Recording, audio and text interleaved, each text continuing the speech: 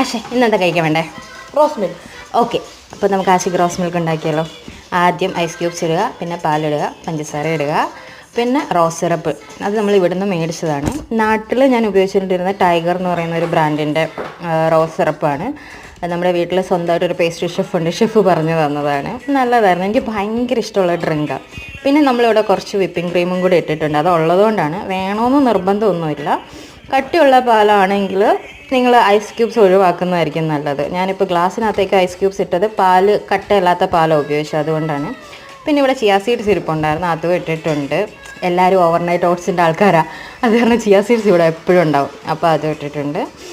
പിന്നെ ഗാർണിഷ്യൻ അലങ്കോലപ്പണികൾ നിങ്ങൾക്ക് ഇഷ്ടമുള്ളതൊക്കെ ചെയ്തു. ഞങ്ങൾ കഴിഞ്ഞ ദിവസം ഇവിടെ റോസപ്പൂ മേടിച്ചതിൻ്റെ റോസപ്പൂ ഉണ്ടായിരുന്നത് കൊണ്ട് അതിൻ്റെ അതളൊക്കെ ഞാനിട്ട് വെറുതെ ഡെക്കറേറ്റ് ചെയ്തൊക്കെ വെച്ചിട്ടുണ്ട്. പക്ഷേ ഡ്രിങ്ക് ഭയങ്കര ടേസ്റ്റാണ്. പണ്ട് ആനന്ദ് റെസ്റ്റോറൻറ്റിൽ പോകുമ്പോഴത്തേക്കിനാണ് ഞാനിത് ആദ്യമായിട്ട് കഴിച്ചത്. അന്നോട്ട് എൻ്റെ ഫേവററ്റ് ഡ്രിങ്കാണ് ഈ റോസ് മിൽക്ക്.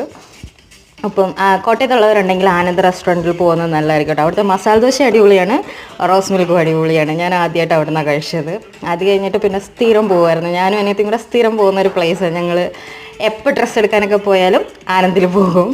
അവിടുത്തെ എല്ലാ സാധനവും നല്ല കേട്ടോ. എനിക്ക് പേഴ്സണലി ഭയങ്കര ഇഷ്ടമുള്ളൊരു പ്ലേസാണത്. അപ്പോൾ ദേ റോസ് മിൽക്കൊക്കെ റെഡി ആയിട്ടുണ്ട്. നിങ്ങൾക്ക് ഇഷ്ടമുള്ള പോലെയൊക്കെ ഇത് ഇതിനകത്ത് നട്ട്സോ അങ്ങനെയൊക്കെ ഉപയോഗിക്കണമെങ്കിൽ ഉപയോഗിക്കാം.